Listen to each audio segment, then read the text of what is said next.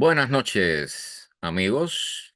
Como siempre, los domingos en este horario nocturno, enfrentando el tema de la emergencia climática, el cambio climático, el calentamiento global, global warming o como quieran llamarle. Vamos a comenzar dándole la bienvenida a los amigos que ya están presentes. Gerard, bienvenido, buenas noches. Zoraida, saludos, como siempre. José, mi hermano, buenas noches. Tony, buenas noches, bienvenido por acá. Y hay unos cuantos más por ahí que todavía no puedo verlos a todos. Vamos a comenzar cuanto antes con las noticias. Como siempre, bueno, dejamos para el final la más impactante, pero esta semana, bueno, como tenemos un fin de semana largo, vamos a cogerla un poquitico más suave. Vamos a comenzar entonces compartiendo las informaciones que tenemos para ustedes hoy. Vamos a quitar el sonido porque realmente es un poco molesto a veces. Bien, comenzando con algo suave. Esta noticia es de Nigeria, pero refuerza lo que siempre hemos estado tratando de decirle, que el problema del calentamiento global, o sea, el acumulamiento de gases de efecto invernadero en la atmósfera, no es otra cosa que consecuencia de otro fenómeno que es el problema real que nosotros tenemos, que es el llamado overshoot en inglés, ¿no? Que no es otra cosa que la sobrepoblación y el sobreconsumo de recursos del planeta. Entonces, en el caso de Nigeria, por ejemplo, bueno, ya la semana pasada dimos una noticia sobre esta zona también.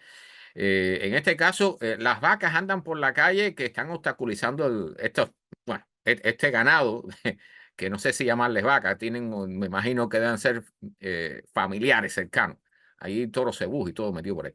Pero la cosa es que no tienen dónde estar ya los que crían el ganado, porque hay dos opciones. O los han sacado porque están fabricando edificios y casas, o lo que sea, gasolineras y cosas por el estilo, o simplemente en los lugares donde están el cambio climático, el calentamiento global, ya ha secado la hierba, ha dejado que está desertificándose la zona y por lo tanto no tienen dónde alimentar a su ganado. Entonces, hay algunos datos muy curiosos aquí. Y por supuesto, recuerden que esto es la base del tema que también siempre toco de la famosa migración climática. O sea, las personas, en este caso, no pueden ya vivir fuera de las ciudades, incluyendo lo del ganado. Entonces tienen que estar dentro de la ciudad y el ganado va a comer en los bordes de las carreteras, en los jardines de las casas, donde quiera, ahí lo llevan a comer donde hay un poco de hierba, ¿no? Y eso genera un montón de problemas. Nelson, bienvenido, buenas noches. Por supuesto, para estos países donde, vamos a decir, la economía y la sociedad no funciona como funciona acá en los países desarrollados, pues se ven todo tipo de cosas, ¿no? Y entonces aquí ponen varios ejemplos, ven las fotos ahí del ganado comiendo en medio de la ciudad, están en el medio de la ciudad. Entonces hay personas ahí que ya dicen que si el gobierno no busca un espacio, porque dicho sea de paso, estos ganaderos son nómadas, son personas que nunca han vivido en un lugar establecido, sino que se mueven buscando dónde poder criar a su ganado, donde haya pasto y donde haya condiciones y agua. Y entonces, Alejandro, bienvenido, buenas noches. Y entonces, pues ahora están dentro de la ciudad, ya no hay opciones. Bien, no tienen más opciones. Entonces está la discusión que si el gobierno tiene que cubrir los gastos y comenzar a comprar terrenos para darle terreno a estas personas, porque obviamente estas personas lo dicen, yo lo tengo marcado por aquí, pero de todas formas lo dicen. O sea, para yo comprar un terreno donde poner el ganado, tengo que vender el ganado. Si vendo el ganado, no tengo nada para poner en el terreno. Entonces, este tipo de historia se ve en muchos lados, ¿no? O sea, recuerden la famosa foto de Haití donde está la frontera entre República Dominicana y Haití, que del lado de República Dominicana hay bosques frondosos. Y del lado de Haití lo que hay es hierbita, pero hierbita que yo creo que se han comido hasta la hierba, ¿no? Entonces, realmente es una cuestión no solo de la cultura y de las condiciones socioeconómicas de la zona, ¿bien? También tiene que ver, por supuesto, la situación actual que tenemos enfrentando todo el cambio climático. Vamos entonces, se declara la primera especie desaparecida por el cambio climático aquí en los Estados Unidos oficialmente. Recuerden que todos los días en este planeta desaparecen un mínimo de 100 especies. Bien, ese es un dato que eriza los pelos. 100 especies desaparecen al día en este planeta. Entonces, en este caso aquí están hablando de un tipo estos cactus enormes que le llaman árboles de cactus, ¿no? Este es una especie era propia de los cayos, de Cayo Largo, y que ha desaparecido ya oficialmente. O sea, parte del problema, por supuesto, tiene que ver con el cambio climático, la subida del nivel del mar, que está salinizando todo el territorio donde ellos vivían. Dicen que esto todavía se da en las Bahamas, en Puerto Rico, en Cuba y algunas zonas del Caribe, pero los chances de que hay de aclimatar algunos de estos árboles de nuevo, algunos de estos cactus de nuevo para tratar de hacerlos resurgir aquí en Cayo Largo, pues dice que son mínimos. Realmente los cayos, y se lo digo así, o sea, lo digo cada vez que tengo una oportunidad, los cayos van camino a desaparecer. O sea, ya sea por la destrucción de la barrera coralina de los cayos, que es parte del turismo, es parte de la pesca que alimenta a esas personas, toda la fuente de trabajo que hay por ahí, todo eso va a desaparecer. Todo eso está camino a desaparecer. Y por supuesto, con la elevación del nivel del mar, pues los cayos también. Y estos son los primeros signos. O sea, comienzan a desaparecer las especies más débiles, las que son más débiles ante estos cambios, y poco a poco las que aguantan más van a ser de las últimas en desaparecer, pero tarde o temprano los cayos de la Florida van a tener que ser deshabitados. Bien, eso no tengan duda de eso, eso es parte del futuro. Bien, este artículo en el sitio web de la conversación, el primer mapa de vegetación verde de la Antártida. Se está redactando el primer mapa de vegetación verde de la Antártida. Escuchen esto. O sea, la Antártida era el continente blanco. Era el continente de las grandes heladas, de temperaturas récord bajo cero y todo ese tipo de cosas. Bueno, ya el descongelamiento está sucediendo a tal ritmo que particularmente en la zona que le llaman la península, que se dirige casi hace contacto con Tierra del Fuego, aquí en América del Sur. Bien, aquí explican cómo es parte del proceso, ¿no? Comienza con algas y cianobacterias y después vienen los líquenes y los musgos y después ya vienen las semillitas, algunas de las cuales son dejadas por el turismo en la zona, porque sí, hay turismo en la Antártida. ¿Okay? O sea, a mí me gustaría conocer la Antártida antes de que venga un colapso, el colapso que viene, pero bueno, no creo que vaya a tener tiempo para eso. Los cruceros que hay para la Antártida son bien caros, valen miles de dólares, ¿eh? Y hay que tener tiempo. O sea, no es una cuestión de ir un fin de semana, esos son meses de viaje. Y bueno, sin hablar de los riesgos, ¿no? Pero realmente parte del problema entonces es que el turismo, los turistas cuando comen barritas de semillas o cualquier cosita, dejan semillas que traen enganchadas en los zapatos o lo que sea. Cualquier forma de esta que tenemos nosotros, ¿no? Como cuando vinimos para acá, para América o para las islitas del Pacífico y comenzaron a llevar puercos y ratas y caballos y de todo. Y bueno, así mismo hacemos con las plantas, ¿no? Y entonces aquí tienen el mapa de la Antártida, el mapa de las zonas verdes de la Antártida. Escuchen esto. Bien, del Pozo, mi hermano, buenas noches, bienvenido. El mapa de las áreas que están siendo colonizadas por plantas en la Antártida. ¿Bien? O sea, ya esto nos dice que hay cosas que ya están en camino que van a ser irreversibles. ¿Bien? Esto no sé qué decirle. O sea, ya no hay arreglo. ¿Podemos frenar los efectos del calentamiento global? Sí, por supuesto, si lo decidimos y si lo queremos hacer.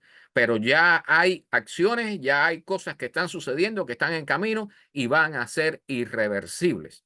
¿Bien? Recuerden que todo el dióxido de carbono que hemos puesto en la atmósfera va a estar aquí por lo menos 1000 años.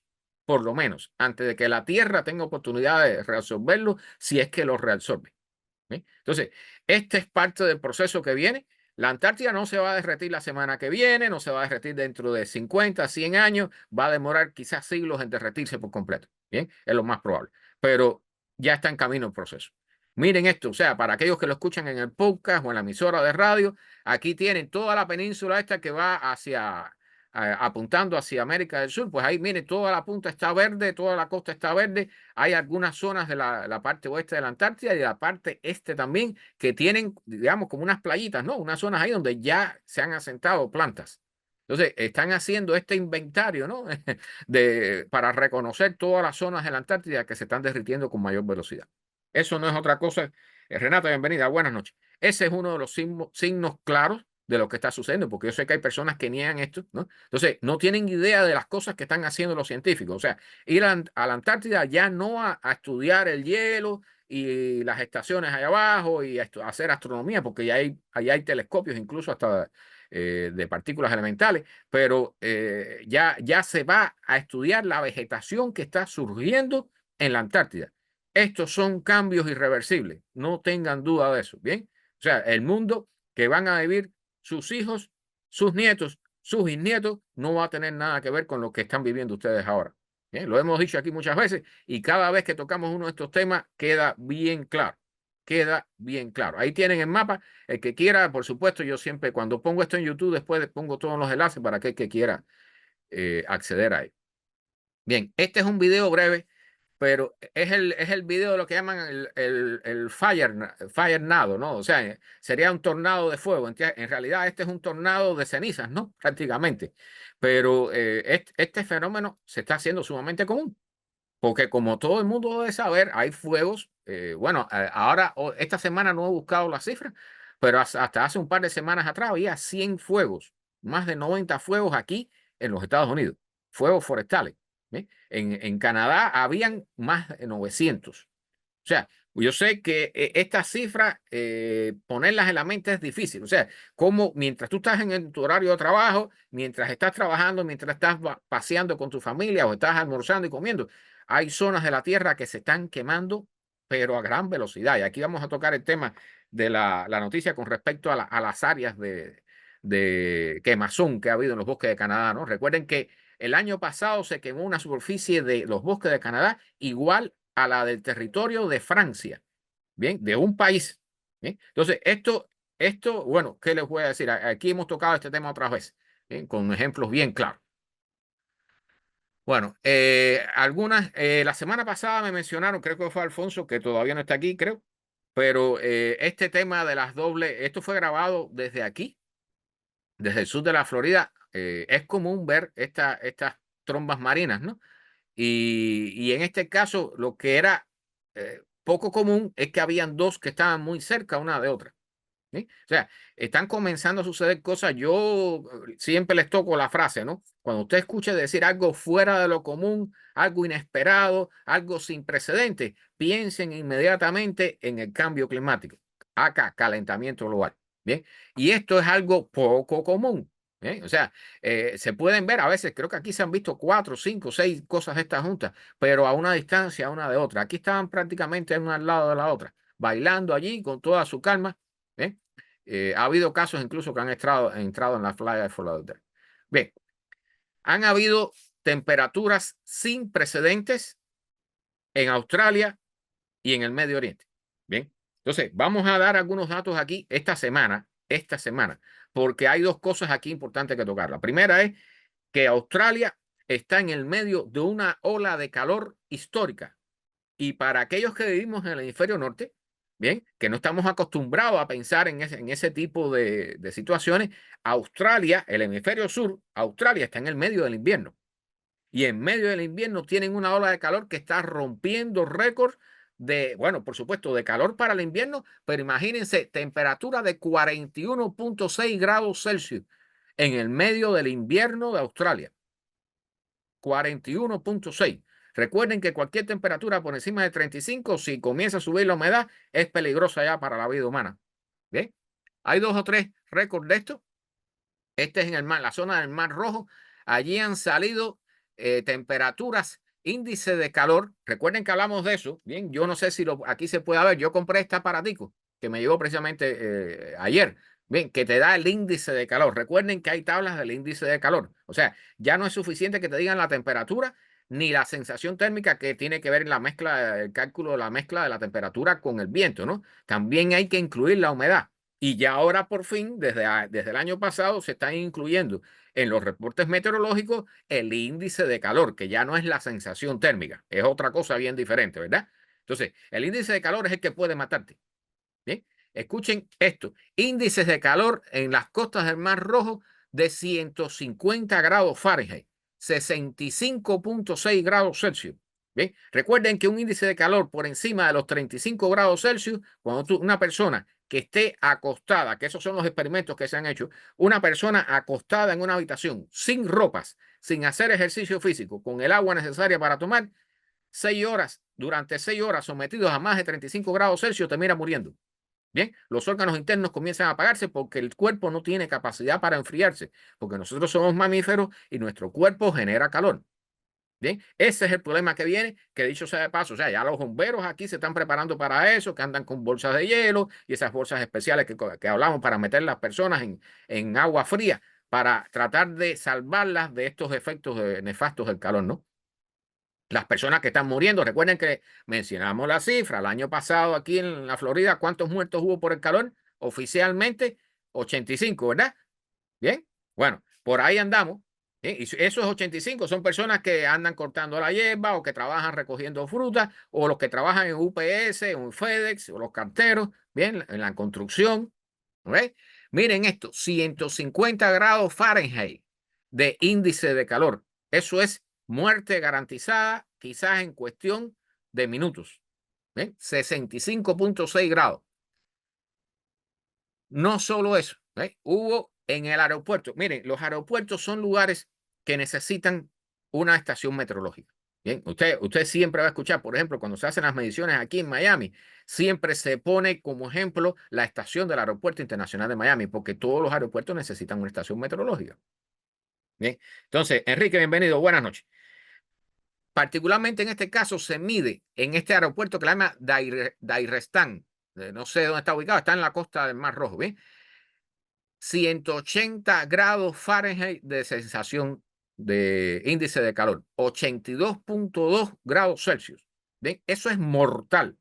Pero no solo eso, recuerden que los aviones, los helicópteros no pueden volar a más de 120 grados Celsius de temperatura, ¿verdad? Ya lo saben, ¿no? El turista que se quemó los pies recuerdan el caso que dimos, que se quemó los pies por caminar en chancleta en el valle, en las arenas del Valle de la Muerte, lo tuvieron que sacar en carro porque el helicóptero no podía llegar hasta ahí porque había más de 120 grados Fahrenheit en la atmósfera. El helicóptero no puede volar en esas condiciones. Los aviones no pueden volar a más de 120, 125, 130 grados Fahrenheit de temperatura en la atmósfera. Entonces, vayan anotando, bien, porque estos récords no son por gusto, nos están avisando de lo que viene.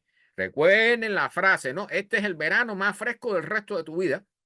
¿Eh? Para que no haya duda, están sucediendo, están las marcas allí bien claritas, bien claritas. ¿Bien?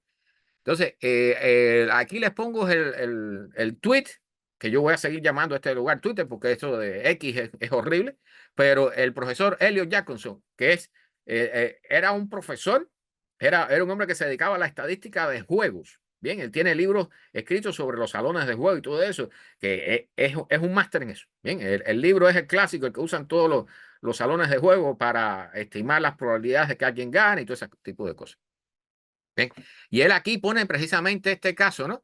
El índice de calor de 180 grados Fahrenheit, 82.2 grados Celsius, ¿okay? Y el dew point que es el punto de rocío, 97 grados Fahrenheit, 36.1. Son récords, si son confirmados, son récords para toda la historia del planeta Tierra.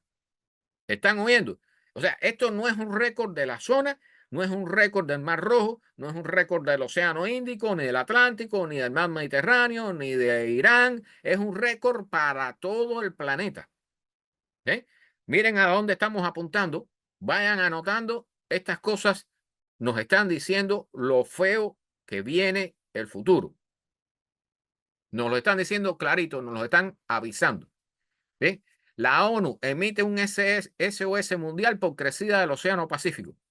Este tema, si no lo han visto, pueden buscarlo, si quieren verlo, el caso de un primer ministro de una de estas islitas que dio un discurso en la ONU remoto con el agua hasta las rodillas, ¿no? O sea, porque las islas del Pacífico, con la crecida del mar, del nivel del mar, se están ahogando. Están teniendo que abandonarla. Hemos hablado sobre eso. Kiribati, muchos, creo que Jakarta, la tienen que mover. Están moviendo capitales a un costo de billones de dólares porque ya no pueden seguir ahí porque se están inundando. ¿Eh? Entonces, este señor, el secretario general de la ONU, Antonio Guterres, se está desgañitando. Ese hombre está, yo no sé cómo no ha perdido la voz, ¿bien? Dando advertencias y pidiendo que se actúe respecto a este problema. Está enfocado en esto, bien claro. Y recuerden que su palabra es el futuro de la humanidad, el de nuestros hijos, ya el de nosotros también, el de nuestros hijos, nuestros nietos y bisnietos, es un futuro de sufrimiento. Lo dice bien claro. ¿Eh? Entonces, se fue hasta la isla de Tonga para emitir esta alerta mundial, salven nuestros mares. Bien, pero salvar nuestros mares es salvar las islitas, ¿no? Todas las islitas están condenadas. Mientras más pequeña sea la isla, más rápido va a tener que ser deshabitada. Recuerden que dimos una noticia también de una islita en Panamá que ya están teniendo que sacar la gente de ahí para llevarlos a tierra firme en Canadá, no, en Panamá. ¿bien? Para sacarlos ahí porque ya no pueden seguir viviendo ahí. O sea, hay islitas estas donde las personas están viviendo con el agua por las rodillas. Bien, el agua entra en sus casas durante la marea alta, así no se puede vivir. Cuando hay tormentas es imposible. ¿Bien? Entonces, bueno, aquí por supuesto dan la causa que es las emisiones de CO2 y todo ese tipo de cosas. ¿Bien? Pero definitivamente hay zonas, y recuerden, y esto es importante tenerlo presente, o sea, hay zonas, o sea, la elevación del nivel del mar, al igual que el cambio de las temperaturas, no va a ser igual para todas partes del planeta. ¿Bien? Va a haber zonas donde el nivel del mar va a subir más y donde va a subir menos. Bien, incluso va a haber zonas, algunas pocas zonas donde el nivel del mar va a bajar. ¿Bien? Y las temperaturas va a suceder igual. Va a haber unas pocas zonas en el planeta donde las temperaturas van a bajar, la temperatura promedio, pero en la gran mayoría van a subir. En algunos lugares van a subir más, en otros van a subir menos. ¿Ven? Si estás en un lugar donde suben más, te tocó la mala, mi socio, como decimos nosotros, ¿no? Entonces, el promedio mundial de la subida del océano ha sido 9,4 centímetros en los últimos 30 años. ¿Ven? 15 centímetros en los últimos 30 años y el promedio ha sido 9,4. ¿Sí? Pero esto, por supuesto, a estas islitas chiquitas, aquí tienen imágenes de casas que han tenido que ser abandonadas porque ya están cubiertas por el mar. ¿Sí? Entonces, esta gente, bueno, ¿qué les voy a decir? Algunos de ellos están pidiendo, o sea, están guardando dinero a nivel de país, de paisitos, de estas islitas, para comprar terrenos en la India o en China o en Australia. O sea, todo eso se está hablando. Mientras nosotros estamos tranquilamente en nuestras casas, estas personas están teniendo que pensar en ver dónde mueven su población, porque no pueden seguir viviendo en estas islas. ¿Eh? Y para los que somos cubanos, Cuba, Cuba va a tener zonas que van a tener que ser abandonadas por la elevación del nivel del mar, ¿eh? Incluyendo Batabanó. Entonces, ¿ven? Para los que saben de la zona que estamos hablando. Bien, ¿qué está ocurriendo con el glaciar del día final? Este artículo explica muy bien lo que sucede con este glaciar. O sea, porque yo sé, o sea, ya para aquellos que no lo han escuchado nunca, el glaciar del día final, ya su nombre lo dice. El nombre oficial de él es Twites, un nombre que para mí es casi impronunciable. ¿Eh? Pero entre los científicos es conocido como el glaciar del día final. ¿Por qué? Es un glaciar que tiene una superficie de hielo que es mayor a la de la Florida. ¿Eh? Si este glaciar se derrite por completo, va a subir entre 1 y 3 metros todo el agua del océano. ¿Eh? O sea, porque este glaciar funciona, y aquí está la imagen que quiero mostrarles, y aquí viene el esquema de cómo es la estructura del glaciar, pero lo que quiero mostrarles es el mapa. Mírenlo aquí. O sea, estos glaciares, el Twites, que es el glaciar del día final, arriba está el isla de Pinos. ¿Eh? Estos glaciares funcionan como un tapón de botella. O sea, ellos están allí cerrando la entrada y entonces allí normalmente ellos frenan la caída de todo el hielo que está por detrás hacia el mar. ¿Eh? Estos glaciares están sobre territorio firme de la Antártida. ¿Eh? Entonces, este glaciar particularmente, que es el que más les preocupa a los científicos, se está acelerando su movimiento hacia el mar. ¿Eh? Si este glaciar comienza a acelerar su caída hacia el mar, todo el hielo que está detrás comenzará a acelerarse también. Entonces, por supuesto, no tenemos idea de cuándo va a suceder una cosa así, si puede suceder, aunque aquí hay un artículo que habla un poco sobre eso. Pero todos estos glaciares tienen capacidad para elevar quizás hasta 3 metros el nivel del mar. Eso significa, para los que viven en la Florida, abandonar la Florida. Así se los digo. ¿Eh? O sea, esto no debe ser dentro de 20 años, ni dentro de 50, quizás dentro de 150, nadie sabe. No estamos seguros de cómo son las cosas allí, porque nunca hemos presenciado un evento de este tipo. Esta es la primera vez en la historia del ser humano que estamos presenciando este nivel de cambios tan rápidos en la atmósfera planetaria. ¿Eh? Entonces, aquí no voy a ponerles el video, pero sí el esquema de cómo es que funciona este glaciar. O sea, a la derecha tienen el mar, yo lo voy a explicar para las personas que lo escuchan en podcast o en la emisora de radio. ¿Bien? El problema es que este glaciar hacia adentro, la medida que se adentra en el territorio de la Antártida, el terreno allí va bajando e incluso llega a estar, la roca llega a estar por debajo del nivel del mar. Entonces, todo eso está cubierto de metros, cientos y cientos de metros de hielo. ¿Eh? Entonces, ¿cuál es el problema con esto? Que en la medida que este glaciar se vaya derritiendo la parte que está en contacto con el agua, Bien, que ya hemos conversado sobre este tema otras veces, de la velocidad con que se está acelerando el derretimiento de este glaciar. Bien, en la medida que vaya entrando, cada vez la cantidad, o sea, el nivel de la pared de hielo que queda después que se derrite, cada vez va a tener mayor altura. Y el temor de los científicos es que en la medida que se fuera derritiendo más hacia adentro, que esas paredes de hielo, como tienen más altura, son más proclives al colapso, a derrumbarse. ¿Bien? Entonces, hay temor de que esto tenga un efecto dominó, de que una vez que comience a derrumbarse en cierto sector, de ahí para atrás comience a caer rápidamente y eso sí pudiera ponernos en una situación comprometida. Bien, no del día a la noche, pero sí en cuestión de años. ¿Eh? Entonces, este estudio dicen que solamente el glaciar del día final tiene suficiente para elevar el nivel del mar 2 pies, 0,65 metros. ¿Bien? Recuerden que la Florida, el sur de la Florida, la elevación sobre el nivel del mar son 3 pies. ¿Bien? O sea, eso significa adiós, adiós a Miami Beach, adiós a Los Cayos, adiós al sur de la Florida, porque una vez que el nivel del mar suba 1 o 2 pies más, todo el agua dulce, el acuífero que nosotros usamos como suministro de agua para la ciudad de Miami, por ejemplo, todo eso se saliniza y hay que abandonar el lugar porque no tienes agua para consumir. Bien, porque la gente piensa que subir el nivel del mar es ya una cosita, que sube el nivel del mar, bueno, cuando suba suficiente hay que irse, bueno, ok, pero no, va a haber que irse antes. Bien, eso es importante. Científicos. Esta es una buena noticia. Recuerden que trato de traer de siempre algunas buenas noticias, ¿no? Dentro de todas las noticias malas que se da estos domingos. Pero esta es una noticia sumamente rara. O sea, científicos han logrado crear un método para reducir la erosión costera. O sea, recuerden que, y esto es una foto, esto que están viendo aquí. O sea, están habiendo todas las casas y los hoteles y las carreteras que se han fabricado muy cerca de la costa, como el nivel del mar está subiendo, como la intensidad de los vientos, de las mareas, de las tormentas, de los huracanes y todo eso está subiendo. ¿Bien? Entonces aumenta la erosión de la costa.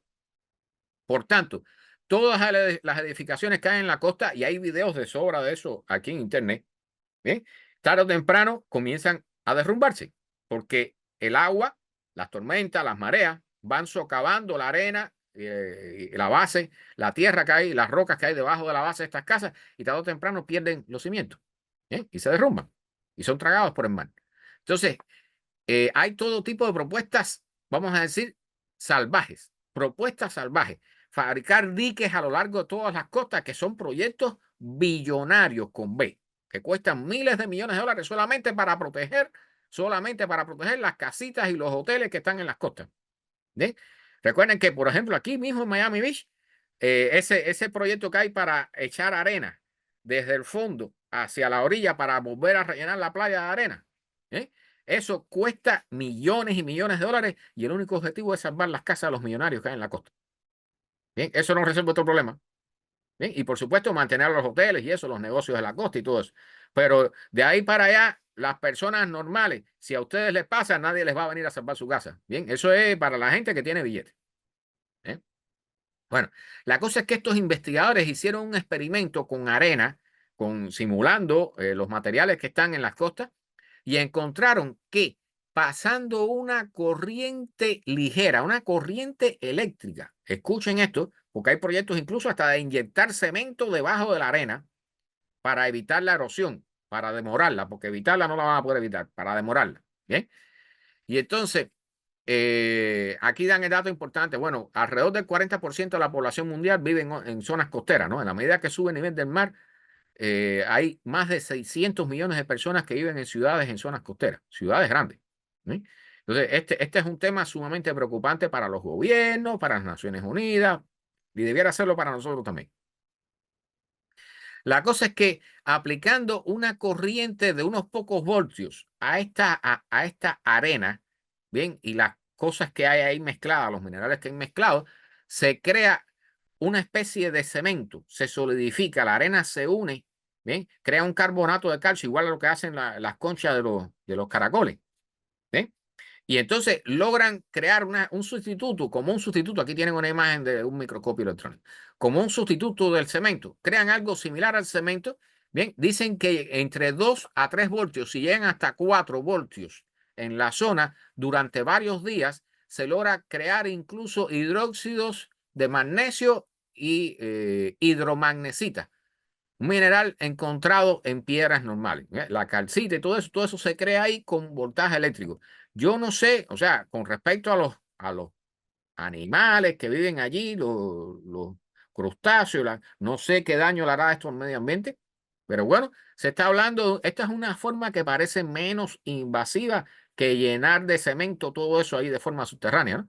Entonces, no sé, es una idea súper interesante y parece ser, o sea, esto pudiera ser una solución para demorar y para evitar, dicho sea de paso, gastos enormes en la fabricación de cemento. Recuerden que solamente fabricar el cemento genera cantidades enormes de gases de efecto invernadero, bien, de CO2 particularmente.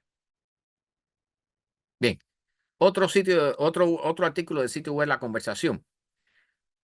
El clima está cambiando tan rápido que no estamos pudiendo darnos cuenta, no podemos darnos cuenta de cuán malo pudiera ponerse el tiempo. O sea, el tiempo, hablando del tiempo, ¿no? Porque recuerden que el clima es en largas escalas de tiempo, ¿sí? Pero el tiempo meteorológico, que en inglés se le llama diferente, es el weather, ¿no? En español se le llama el tiempo, pues, imagínense usted. ¿Sí? Entonces, el clima extremo, la meteorología extrema en nuestro planeta era rara hasta ahora. ¿Ok? O sea, por ejemplo, está el cinturón de esta zona, el corredor de los tornados de aquí de los Estados Unidos, que es un clásico, ¿no? Y que está cambiando producto del calentamiento global, ¿verdad? Porque hemos hablado sobre eso aquí. Bien, la distribución y la intensidad de los huracanes, bien, de las tormentas, las lluvias, la sequía, todos esos eventos extraordinariamente extremos eran raros. Bien, entonces ahora están diciendo estos científicos que los datos, o sea, normalmente cuando, algo que es importante explicar, o sea, la definición de clima, ¿bien? Porque las personas no entienden, cuando se habla de cambio climático, no entienden, bueno, hay un frío enorme aquí en los Estados Unidos y dicen, hey, ¿dónde está el calentamiento global? ¿No? ¿Dónde está el cambio climático? No, no, eso tiene que ver con cambio climático, ¿bien? Ese frío generado y es ocasionado por el calentamiento global. Bien, y lo hemos explicado aquí otras veces las causas. Pero las personas no entienden la diferencia entre el tiempo meteorológico y el clima. Bien, y el clima no es otra cosa que las variaciones o la distribución de los eventos meteorológicos a lo largo de muchos años. Y estamos hablando como promedio 30 años como mínimo. Bien, entonces, ¿cuál es el problema con esto? Que los eventos meteorológicos extremos suceden en cuestión de horas, de días. ¿Eh? O sea, cuando estamos hablando de un tornado, por ejemplo, es cuestión incluso de minutos. ¿Bien? Un huracán puede demorar, como el Beryl que pasó, bueno, demoró, no sé, 15 días en el recorrido, que fue bastante extenso, dicho sea de paso. ¿Sí? Pero el clima, para poder analizar los datos del clima y generar modelos y tener una idea de cuán posibles son los eventos meteorológicos extremos en el futuro, ¿bien? Hay que esperar años y años y años para reunir los datos. Y ese es un problema serio que tenemos actualmente porque tenemos un apuro. O sea, nosotros tenemos que resolver o tratar de aliviar el problema que tenemos lo antes posible, porque el clima, la meteorología y el clima terrestre demoran en reaccionar a las entradas. O sea, parte del calentamiento que tenemos hoy fue generado en las emisiones de gases de efecto invernadero hace 200 años atrás. Es importante que tengan eso claro. Ahora te respondo, hermano. Pozo me pregunta si el mayor daño económico será en las bahías. El mayor daño económico por la elevación del nivel del mar será en todo lo que tiene que ver con la costa, con desarrollo costero, ya sea, por ejemplo, las bahías que son usadas para exportación e importación, los deltas de los ríos, la salida de los ríos donde hay también puertos importantes, o sea, los puertos importantes, pero también los lugares, las islitas que son paraísos para turismo, eso va a ir desapareciendo. ¿Sí? Recuerden el caso de Acapulco, que fue, o sea, Acapulco, una ciudad que era una ciudad turística, golpeada por un huracán categoría 5 que se reforzó en cuestión de 24 horas. ¿Bien? La Jaina, un lugar turístico, cogió un incendio que prácticamente destruyó todo el pueblo. ¿Sí? En el Mediterráneo, por ejemplo, los incendios que hay en Grecia, en la isla de Creta, con los turistas corriendo en chancleta con el fuego pisándole los talones. ¿Bien? O sea, va a haber daños en todos los sentidos, porque además, en la medida que sube el nivel del mar, se afectan los acuíferos que necesitamos, el agua dulce que necesitamos. ¿Bien? Entonces, se afectan los cultivos. Vea, los cultivos que están en tierras bajas, como aquí en el sur de la Florida, por ejemplo, los cultivos de cítrico y todo eso comienza a ser afectado, porque se saliniza el suelo. ¿Bien? Eso se le llama intrusión salina. Bueno, regresando al tema del problema climático, tenemos un problema. Es que si vamos a esperar 30 años para determinar los promedios y hacer los cálculos y decir, bueno, sí, hay un calentamiento global de tal valor ahora en la actualidad, ya a esa altura ya no hay arreglo todo el daño que se hizo a lo largo de 30 años. Entonces, y mucho menos para predecir los eventos climáticos, los eventos meteorológicos extremos.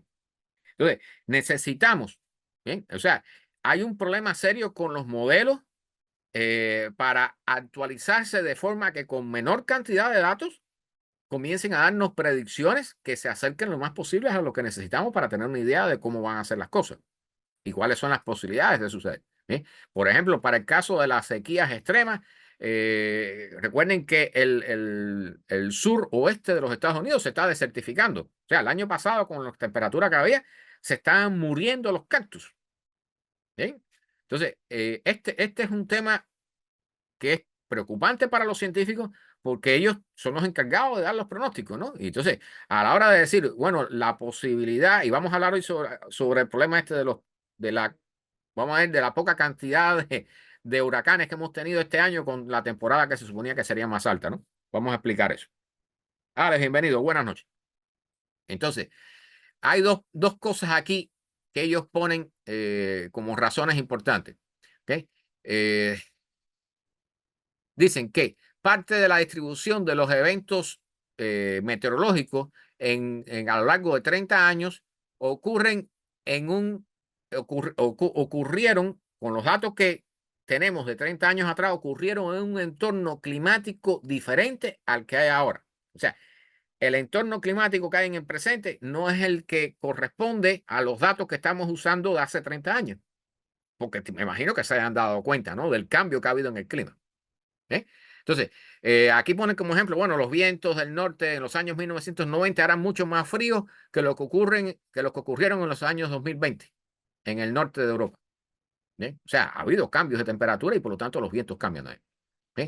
En segundo lugar, la gran velocidad, la rapidez con que cambia el clima, dicen que quizás nosotros no necesariamente experimentemos los extremos meteorológicos de la atmósfera y del océano caliente que pueden producir realmente. O sea, la posibilidad de que nos suceda, a ver, estoy traduciendo esto directamente en inglés, la posibilidad de que nosotros, alguno de nosotros, viva un evento meteorológico extremo relacionado con el calentamiento del agua, del océano o de la atmósfera, ¿bien? No está garantizado. O sea, puede suceder en un área y afecta a un número determinado de personas y fuera de esa área todo el mundo está feliz y contento, ¿no? O sea, sintiendo el calor, pero no está sufriendo un evento meteorológico extremo. ¿Bien? El mejor ejemplo de esto son los tornados, ¿bien? O los huracanes, por ejemplo. O sea, estas islitas a las que el último huracán le pasó por arriba el Beryl y acabó con esta islita, la dejó hecha un desastre. ¿Sí? Entonces, los que vivimos en la Florida vemos la noticia, pero bueno, pobrecito esa gente. Con suerte donamos algo para que tengan para que vestirse o para comer, pero después nos olvidamos de la noticia. Cuando se quemó la Jaina fue una noticia a nivel mundial. ¿Sí? Pero al final los que se quedaron sin casa son los que vivían en la Jaina. Entonces, este tipo de eventos meteorológicos extremos es extremadamente difícil de predecir, sobre todo porque no tenemos data para el clima actual, no tenemos data climatológica para la situación climatológica actual. ¿Sí? La atmósfera está más caliente, hay vientos más fuertes, hay lluvias más intensas, el granizo se está agrandando en tamaño, los huracanes se están reforzando, los tornados se están moviendo de territorio. Recuerden que en Chicago, como el corredor de los tornados se está afectando por esto, se está esperando en Chicago un tornado F3 o F4 que mata a 40,000 personas. Bien, eso no lo dicen en la prensa y por supuesto no se habla mucho de eso porque imagínense ustedes, o sea, no hay garantías de que eso vaya a suceder. O sea, debe suceder en algún momento, pero nadie sabe cuándo. Cuando suceda, al que le tocó, como decimos nosotros. Bien, para aquellos que niegan el tema del calentamiento global y que acostumbran decir, bueno, el CO2, como dicen los negadores y las compañías de combustibles fósiles, el CO2 es la comida de las plantas, ¿no? Mientras más CO2 haya en la atmósfera, mejor, las plantas son más verdes y crecen más grandes. Entonces, hay estudios que se han enfocado en esto, que ya mencioné en algunos estudios anteriores, que dicen que hay un límite, hay una temperatura límite para que la clorofila funcione, para que la fotosíntesis funcione. ¿Bien? A partir, no recuerdo si era 41 o 42 grados, la fotosíntesis comienza a decaer. Bien, las plantas van a comenzar a morir. O sea, es cierto que al aumentar el CO2 en la atmósfera ha habido un enverdecimiento del planeta. ¿Bien? Pero eso no va a tener, no va a ser ilimitado. Eso va a tener un freno en algún momento porque la temperatura del planeta va a seguir subiendo. ¿Bien? Y los organismos vivos tienen límites de temperatura bien claros. Entonces, aquí hay un problema. Las emisiones de carbono de los bosques, del suelo de los bosques, va a crecer. Y este es un estudio novedoso que acaba de darse a conocer. Las emisiones de carbono de los suelos de los bosques va a crecer con el aumento de las temperaturas. ¿Qué implica esto? Este es un tema extremadamente preocupante, como todos los demás. ¿Eh? ¿Por qué? Vamos a explicarlo lo mejor posible. Cuando se hacen los cálculos, o sea, como nosotros llevamos más de 200 años inyectando dióxido de carbono en la atmósfera, eso ha generado, bueno, calentamiento y los efectos que estamos viendo, ¿verdad? Entonces, para evitar, ¿recuerdan el Acuerdo de París? Que había que luchar y trabajar para que el calentamiento de la atmósfera no superara 1,5 grados Celsius, ¿bien? O en su máximo 2 grados, para evitar los peores efectos del calentamiento global, ¿bien? Para no sobrepasar ese límite de 1,5, hay una cuota de carbono que podemos emitir y después de esa hay que dejar de emitirla para no sobrepasar el 1,5. Si seguimos emitiendo, ya pasamos el 1,5. Bien, recuerden que la semana pasada el tema final y más importante, ¿cuál era? Que ya nos pasamos, o sea, la cantidad de carbono que hemos puesto ya no hay forma de quedarnos en 1,5. O sea, el Acuerdo de París de limitar el calentamiento a 1,5, esa parte se murió. Ahora el próximo objetivo es 1,6, no pasar de 1,6. Y por supuesto, eso se va a morir también. Nosotros vamos, pero vamos. Y aquí traigo una imagen que le va a mostrar un poco, a explicar un poco sobre esto. Bien, Digna, bienvenida, buenas noches. Entonces, el problema es que estas cuotas de carbono se calculan en base a las emisiones industriales, del transporte, de la agricultura, de las naciones que integran el planeta Tierra. Bien, pero dentro de eso no se incluyen las emisiones de los bosques porque se supone que los bosques, como el Amazonas, por ejemplo, o los bosques de Canadá, o los bosques de África, o de la India, bien, son absorbentes de CO2. Bien, absorben el CO2 de la atmósfera. ¿Cuál es el problema? Bueno, ya hay un estudio que mencionamos la semana antes pasada que decía que ya los bosques, o sea, que parte del aceleramiento del calentamiento global que tenemos en estos momentos está dado en parte porque ya los bosques están llegando a un límite y están dejando de absorber y están comenzando a emitir CO2. ¿Bien? Y aquí lo que han encontrado con este estudio es nuevamente ese resultado, pero en este caso no con respecto a los bosques, sino los suelos de los bosques. O sea, en el suelo del bosque hay materia en descomposición, hay bacterias, bien, ahí se genera CO2, se genera metano, ¿ok? Entonces, el problema con esto es que todos los cálculos que hemos hecho para los pronósticos de subida de temperatura en la atmósfera del planeta Tierra y de la cantidad de CO2 que podemos todavía emitir están basados en datos que no corresponden con los descubrimientos que estamos haciendo ahora. ¿Qué quiere decir eso? Que en el futuro, las proyecciones que hay, que digamos, para el año 2030, porque ya estamos camino a eso, dicen que para el 2030 debemos estar en 2 grados de calentamiento. 2 grados de calentamiento es la temperatura que tiene, el calentamiento que tiene actualmente Europa. No sé si saben, pero Europa ha tenido olas de calor con 10.000 muertos. Bien, esos son 2 grados de calentamiento. Bien, Se acaban los árboles de uva, las olivas se van a ir, bueno, ya saben a dónde, se van a desaparecer, las uvas, la producción de vino, los incendios aumentan. Bueno, todo eso que ven en Europa, eso es 2 grados de calentamiento. Y para el 2030 se espera que el planeta entero esté a ese nivel. Por supuesto, para esa época Europa va a estar peor, ¿no? Porque hay zonas, como bien les dije, que se calientan más rápido que otras. ¿Bien? Bueno, la mala noticia aquí es entonces que los modelos que nos han dicho cuánto podemos emitir y cuáles son las temperaturas que esperamos tener para los próximos años, ¿ven? Están equivocados, están por debajo. ¿Ven? O sea, va a haber una mayor emisión de CO2 por parte de los bosques y van a dejar de absorber CO2 los bosques, lo cual quiere decir que la idea que tenemos del futuro es demasiado bonachona para lo que nos viene encima. ¿Eh? O sea, este tipo de estudios son sumamente importantes porque, y esto, bueno, sale ahora y eso no se aplica, o sea, los famosos modelos del IPCC, los resultados del ese famoso resumen del IPCC para los políticos que tiene 40 páginas, los tomadores de decisiones y todo eso que tiene 40 páginas, eso no incluye ninguno de estos estudios. ¿Bien? Son modelos que se hicieron a veces hace 3 años. ¿Bien?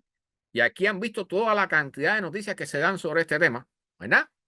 Bueno, la mala noticia, los bosques van a dejar de absorber CO2 en la medida que absorben, que suben las temperaturas. La vida acuática bajo amenaza por la contaminación y el calentamiento de las aguas. Bueno, esto es algo de esperarse. Recuerden que el año pasado, ¿cuánto tuvimos aquí en los Cayos de la Florida? 101 grados Fahrenheit a 5 pies de profundidad en los Cayos de la Florida. ¿Eh? O sea, los peces se van a empezar a morir. Los corales se van a morir todos. Los corales se van a morir todos en el planeta. Eso está ya dictaminado. Eso no hay forma de salvarlo. Van a mejorar un tiempo. Si ahora aquí traigo noticias sobre eso, puede ser que se enfríe un poquito el agua, pero al final se va a volver a calentar y se van a morir. Los corales van a desaparecer. Con ellos se van a ir una cuarta parte de las especies marinas. Se van a ir todos los destinos turísticos que tienen que ver con corales, barreras coralinas, buceo y pesca y todo eso, y venta de corales para hacer negocios. Todo eso se va a ir del aire. Bien, y no está muy lejos. Eso está ahí cerquita. Dicen que la mitad de todas las especies de peces y 10% de los mamíferos son dependientes de ríos y lagos para su supervivencia, pero una combinación del cambio climático y contaminación, que es culpa nuestra también, bien, está amenazando su existencia. O sea, nosotros estamos contaminando con plástico, con química, con fertilizantes, con la madre de los tomates, con todo lo que podemos contaminar, se lo metemos a los ríos, a los lagos. Recuerdan que querían hacer las competencias estas en el río Siena, ahí en Francia, para la Olimpiada, y terminaron gente con vómitos y diarreas y todo ese tipo de cosas. Bueno, eso no es nada. ¿Eh? O sea, hay lugares aquí donde tú no puedes nadar. ¿Eh? Los peces terminan narcotizados por todos los narcóticos, las drogas, las pastillas que nosotros nos metemos, que orinamos, las tiramos en el inodoro, o la orinamos, o la defecamos, y todo eso va a parar a los ríos y a los mares, y los peces terminan con narcóticos. Hay de todo. En este planeta hay de todo. ¿Ves? Hecho por nosotros, que somos la especie más inteligente. Y entonces aquí están advirtiendo que hay un problema serio con las aguas de los ríos y de los lagos que están siendo contaminadas a la vez que se están calentando producto del calentamiento global generado por el ser humano. ¿Bien? Es un ataque doble. Aquí ponen la foto de un cisne saliendo a la orilla de un lago en una ciudad donde está en el lago, esa agua que está allí en la costa, donde está saliendo, en la orilla donde está saliendo el cisne, eso es aguas con desechos fecales. Bien, o sea, para que sepan, o sea, porque la foto lo dice, pero como yo sé que no, a lo mejor no lo pueden ver, bueno, esa es la historia, ¿no? Entonces, realmente, entre la contaminación del plástico, ¿recuerdan estas mareas rojas que hay aquí en el oeste de la Florida? Donde mueren pescados, delfines, tortugas, bueno, si pasan ballenas por ahí se mueren también, ¿bien? Todas esas explosiones de algas que hay en la costa oeste de la Florida. Una parte es un fenómeno natural, pero la parte peor ya viene por todos los fertilizantes que vienen del cultivo de caña de azúcar aquí en los Everglades.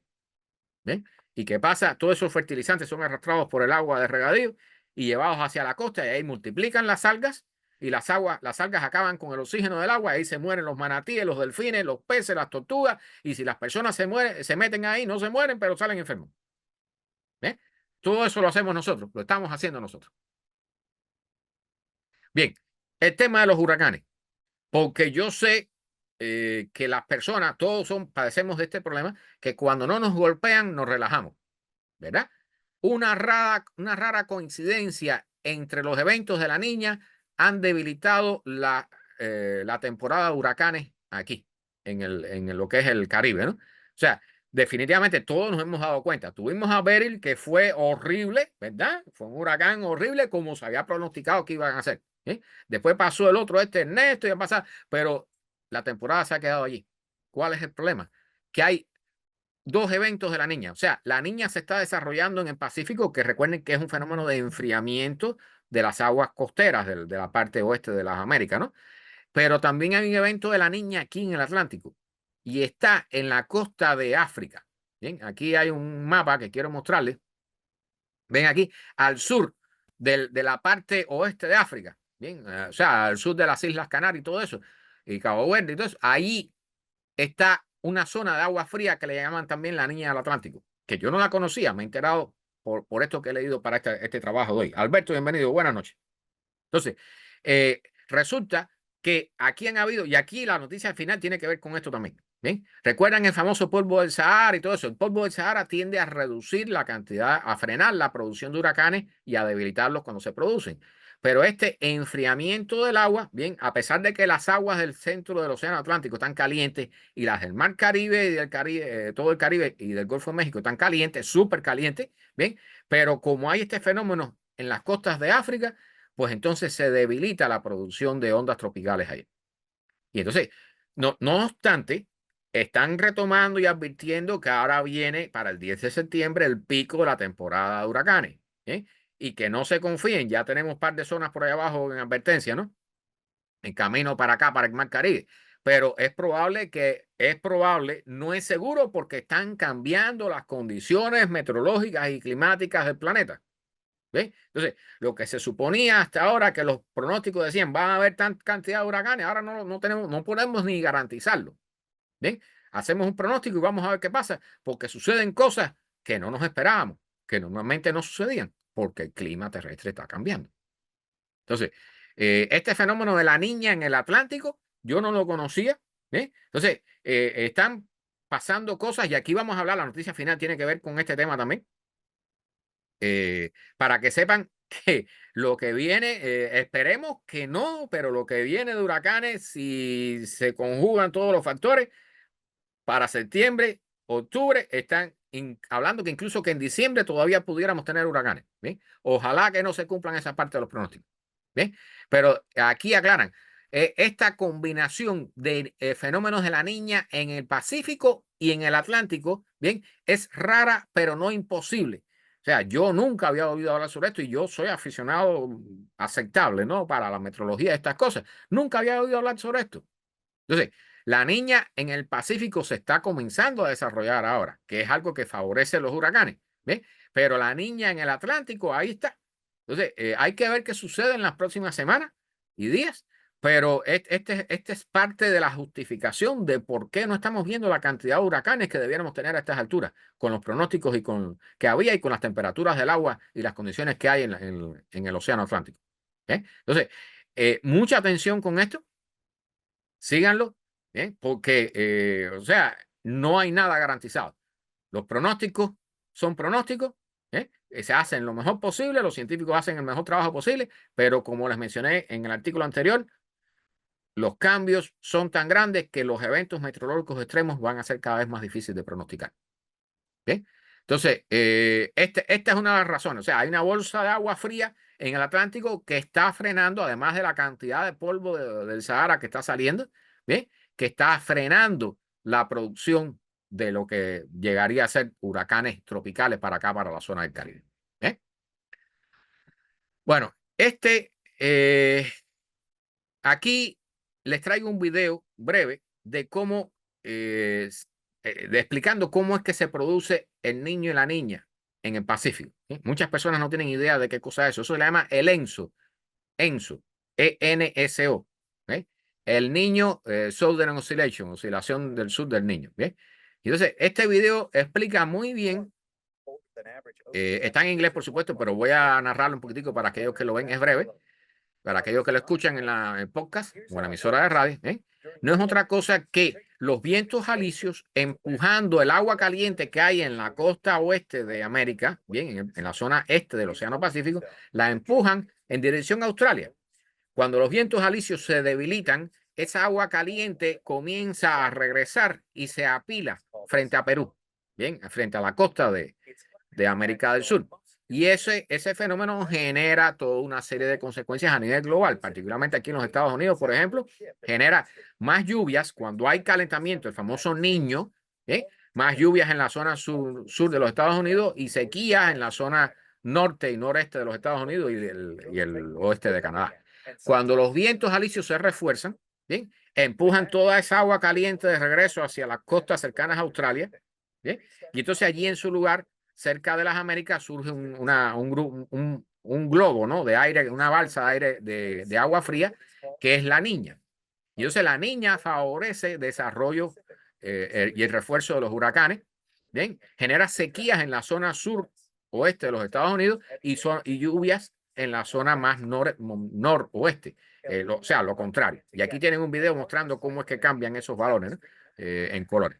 Pero todo esto influencia la disponibilidad de agua, los huracanes, la sequía, o sea, cambia un montón de parámetros a nivel planetario. Entonces ahora tenemos que agregar la Niña del Atlántico, que yo no la conocía. Bien, esta es una noticia excelente. Esta es una buena noticia, cosa rara. Bien, un polímero basado en biomasa puede capturar y liberar CO2 sin altas presiones o extremas temperaturas. Este título leído así, a lo mejor no les dice nada. Recuerden que nosotros, como hemos metido tanto CO2 en la atmósfera, vamos a tener, o sea, no solo tenemos que dejar de generarlo, tenemos que también extraerlo, porque si no, nos vamos a pasar del calentamiento. Entonces, ¿cuál es el problema con esto? Que los sistemas de extracción de CO2, de absorción de CO2 industrial son muy pocos, están probándose ahora, son extremadamente ineficientes, consumen muchísima energía y la energía de donde sale actualmente del petróleo en su mayoría. ¿Verdad? Entonces, no funciona, bien, para decirlo así. Y entonces esta gente han hecho unas pruebas y encontraron que la lignina, que es la misma, la masa procedente, es una sustancia que está en los árboles, en la madera. ¿Bien? Casualmente ellos estaban haciendo análisis con un microscopio, creo que era, a ver dónde está eh, el mecanismo, usando resonancia magnética nuclear. Bien, cuando sometían estas muestras de lignina a la resonancia magnética nuclear, comenzaba a emitir unas burbujas. Y los científicos dijeron, ¿qué cosa es esto? Y entonces empezaron a investigar qué cosas eran las burbujas y era CO2. Y resulta que este material, bien, 1 gramo de este material puede capturar 47 miligramos, o sea, un 5% del peso del material original de CO2, bien, bajo condiciones de un gas concentrado y 26 miligramos, aproximadamente la mitad, de cuando está expuesto al aire ambiente. Bien, esta es una excelente noticia. Entonces, ¿cuál es la mejor noticia? Que solamente hay que calentarlo a no más de 60 grados para que suelte el CO2. ¿Cuál es la idea de captura de carbono? O sea, usar ventiladores grandes o ponerlo al aire para que absorba el CO2 y después se calienta en una atmósfera controlada, ese CO2 se libera y se inyecta a gran profundidad en las rocas para dejarlo enterrado ahí abajo, que se transforma en carbonato de calcio. ¿Bien? Entonces, esta es una muy buena noticia porque este proceso requeriría poca energía y permite usar, no necesitamos usar rocas ni cosas que tengan que ser rotas con gran energía, ni grandes cantidades de calor, ni nada de eso, sino simplemente con restos de madera podemos crear sistemas de estos sumamente eficientes. Esto es una excelente noticia para el futuro. Bien, aumentos de las emisiones de metano pudieran ser una señal de un enorme cambio climático. Bien, o sea, Seguimos con las noticias negativas. Importante, cuando ustedes les venga un huracán hacia arriba, ¿qué es lo que tienen que estar? Informados, ¿verdad? Para que cuando venga a golpearles, estén preparados lo mejor posible. Bien. Aumentos de las emisiones de metano. ¿De dónde están aumentando las emisiones de metano? Bueno, sabemos, por ejemplo, de los pozos de petróleo. Bien, hay un montón de los basureros. Nuestros basureros ya sabemos que generan grandes cantidades de metano. Alberto, bienvenido. Buenas noches. La cosa es que están detectando que, particularmente desde 2020 para acá, se han incrementado las emisiones de metano, y los valores aquí era que en los orígenes la cantidad de metano que había en la atmósfera era 0,7 partes por millón. Actualmente, en el 2023, llegó a 1,9 partes por millón, o sea, casi 3 veces la cantidad de metano que había originalmente en la atmósfera hace 200 años. O sea, antes de que comenzáramos la revolución industrial. ¿Bien? ¿Cuál es el problema con el metano? El metano es un gas que tiene entre 80 y 100 veces la capacidad de efecto invernadero que tiene el CO2. O sea, es un gas de invernadero extremadamente potente. La ventaja del metano es que en la atmósfera no dura mucho tiempo, es descompuesto por los rayos ultravioleta del sol y ese proceso demora 15, 20, 30 años. Pero en esos 15, 20, 30 años que está en la atmósfera, está calentando la atmósfera con un 80% más de potencia que el CO2 que estamos inyectando en la atmósfera. Entonces, ¿cuál es el problema aquí? Que están detectando los científicos que este aumento de las emisiones de metano que ha habido desde el año 2020 para acá procede ¿de dónde? De los pantanos, de los humedales. ¿Bien? Lugares como los Everglades, lo que está quedando de las selvas del Amazonas después de ser cortadas. ¿Bien? Cualquier lugar que esté inundado de agua, que tenga suficiente agua, incluyendo los sembrados de arroz, por ejemplo. ¿Bien? Todo eso, todo eso está aumentando las emisiones de metano. ¿De dónde procede ese metano? De las bacterias que hay en el lugar. Las bacterias que descomponen la materia orgánica. Los troncos de árboles, las ramitas, las hojitas, bien, todo eso. Las bacterias cuando descomponen eso generan metano. Generan CO2 también, pero sobre todo generan metano, que es el que más nos interesa aquí. Bien. Entonces, la otra mala noticia de este mismo estudio es que el incremento del vapor de agua en la atmósfera causado por el calentamiento global, les he dicho las cifras, para aquellos que no han estado en esa charla, se las repito. Por cada grado Celsius que aumente la temperatura de la Tierra, la temperatura de la atmósfera terrestre, la atmósfera tiene capacidad de absorber 7% más de vapor de agua. Por eso es que cuando llueve, llueve más, porque hay mayor cantidad de vapor de agua en la atmósfera. Cuando caen granizos más grandes porque hay mayor cantidad de vapor de agua disuelta en la atmósfera. Bien, si las temperaturas suben 2 grados Celsius, pues tienes un 14% más de vapor de agua en la atmósfera. Por eso las lluvias van a ser más intensas. Por eso los huracanes van a ser más intensos. Bien, entonces, dicen que cuando aumenta el vapor de agua en la atmósfera producto del calentamiento global, bien, eso demora el tiempo en que las moléculas de metano son rotas destruidas en la atmósfera, rotas por los rayos ultravioleta del sol. O sea, a mayor cantidad de vapor de agua en la atmósfera, las moléculas de metano van a vivir, van a durar más tiempo en la atmósfera. Eso incrementa el calentamiento también. Y todos estos datos no están incluidos en los modelos que nos están diciendo que en el 2030 vamos a estar a 2 grados de calentamiento en la atmósfera. Bien, vayan sumando cosas que desconocemos porque nos van a seguir apareciendo. Bien. Pozo me pregunta, los puertos tienen enormes y complejas instalaciones y un elevado flujo de mercancía. ¿Cómo pueden mantener las instalaciones y la actividad mercantil? Bueno, la mala noticia con esto, mi hermano, es que no van a poder mantenerla. O sea, para el tiempo, y te lo digo así, para el momento, por lo que yo veo, es mi imagen del futuro, pueden compartirla, entenderla o no, ¿ok? Pueden estar de acuerdo o no conmigo. Para dentro de 30, 40, 50 años, cuando realmente el nivel del mar empiece a subir de forma sensible y comience a afectar los puertos y las ciudades y todas estas cosas que estén en las costas, ¿bien? Para ese momento ya la economía humana va a estar en colapso. ¿Por qué? Por muchas cosas. O sea, pero en parte por el calentamiento global. Una parte es por lo mal que la hemos manejado y por el sistema horrible que hemos desarrollado, ¿no? De sobreconsumo de los recursos del planeta Tierra. Bien, el famoso overshoot que mencioné al inicio, el sobreconsumo de recursos del planeta Tierra. Pero el calentamiento global nos está afectando. Ya se está dejando de producir el maíz que se producía en las cantidades que se producía aquí en el centro del país. En el caso de Ucrania, bueno, con la invasión rusa a Ucrania, pues ahí Ucrania era uno de los graneros del mundo, el otro era Estados Unidos. Todo eso se está dejando de producir. El maíz cada vez se produce menos porque el calor no deja que se desarrolle, hay sequía, hay inundaciones, y entonces arrasa con los cultivos. ¿Ves? Entonces hay menor eficiencia en los cultivos cuando se logran cultivar. Entonces hay un montón de situaciones que están ocurriendo a la vez. ¿Sí? Y lo que yo veo, o sea, cuando he dado estas explicaciones, y lo voy a repetir. Bien, Rosa, bienvenida, buenas noches. La deuda externa de los Estados Unidos no puede seguir creciendo infinitamente. Entonces, los economistas más serios que he visto por ahí dicen que el límite de crecimiento de la deuda externa de los Estados Unidos es dentro de 20 años. El límite teórico. ¿Eh? ¿Qué quiere decir eso? Que la economía se tranca antes de eso. Si tú no puedes conseguir préstamos, tú no puedes seguir haciendo funcionar una economía que consume más de lo que genera. Pero eso sucede en todas partes del mundo. O sea, los recursos que nosotros consumimos, y yo repito esta frase para que se la metan en la cabeza, cada recurso que nosotros consumimos es un recurso que nuestros hijos no van a poder consumir.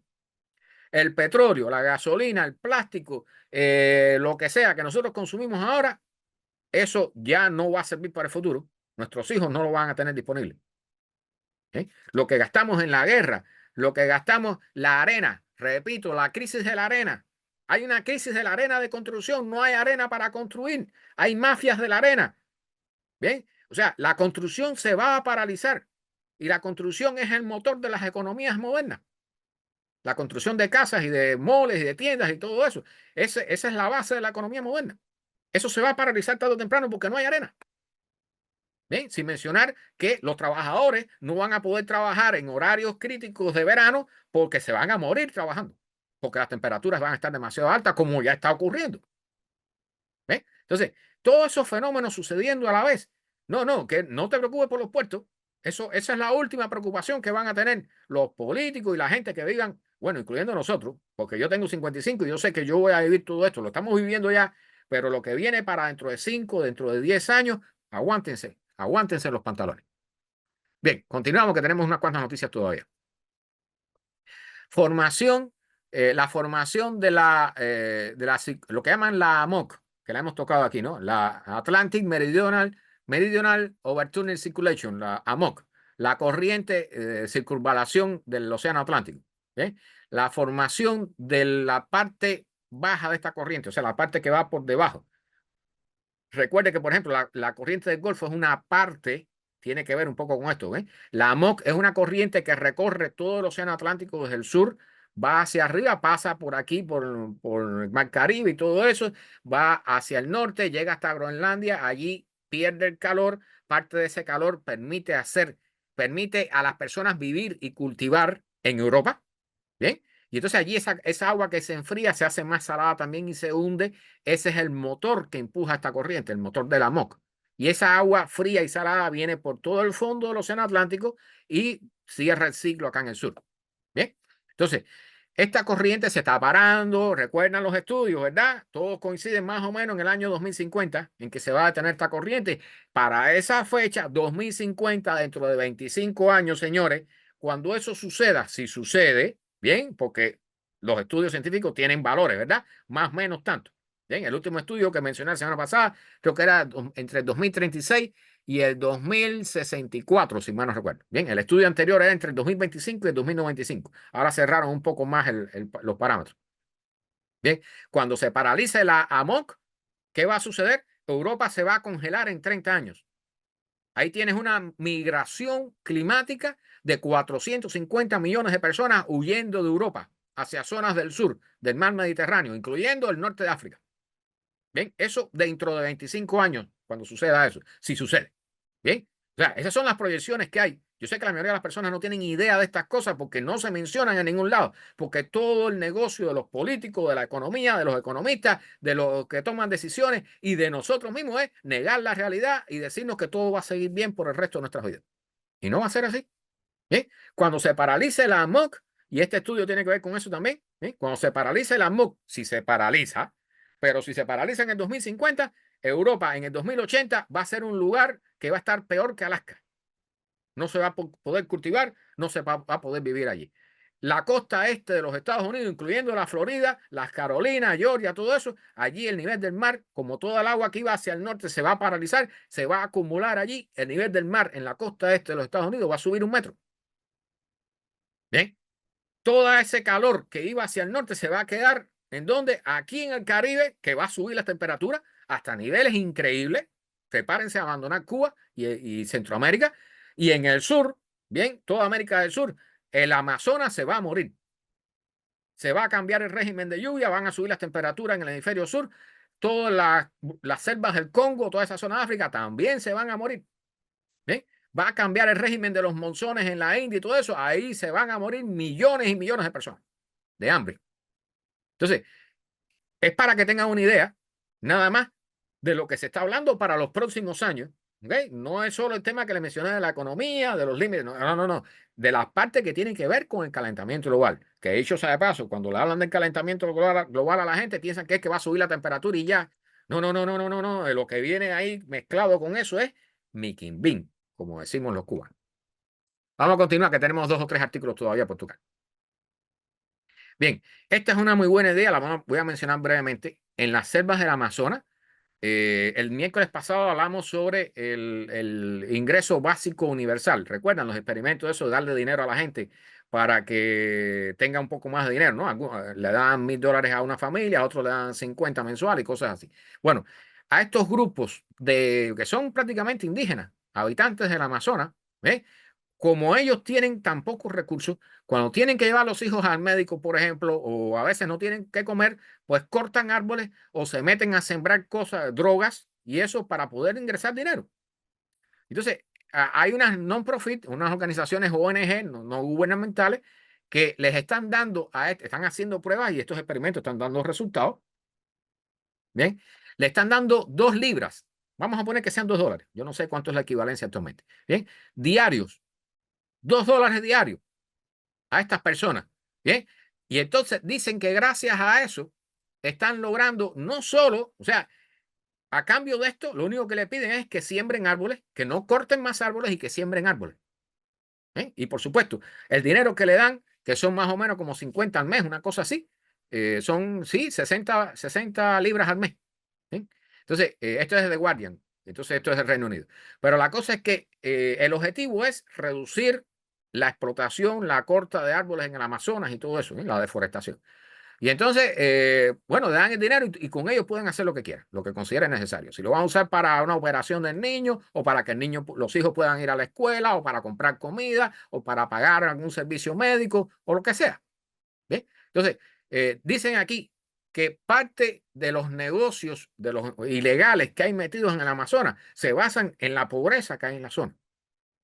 Entonces, este tipo de experimentos está generando efectos importantes. Esta non-profit dicen que ha destinado 245,000 libras en total para este experimento que dura, a ver si dice aquí qué tiempo, 2 años. Bien, 2 libras al día a cada persona, que son alrededor de 55 al mes. Bien, esta non-profit se llama Cool Air, o sea, enfriar el planeta. Tierra fría, para ya poder traducirlo directamente.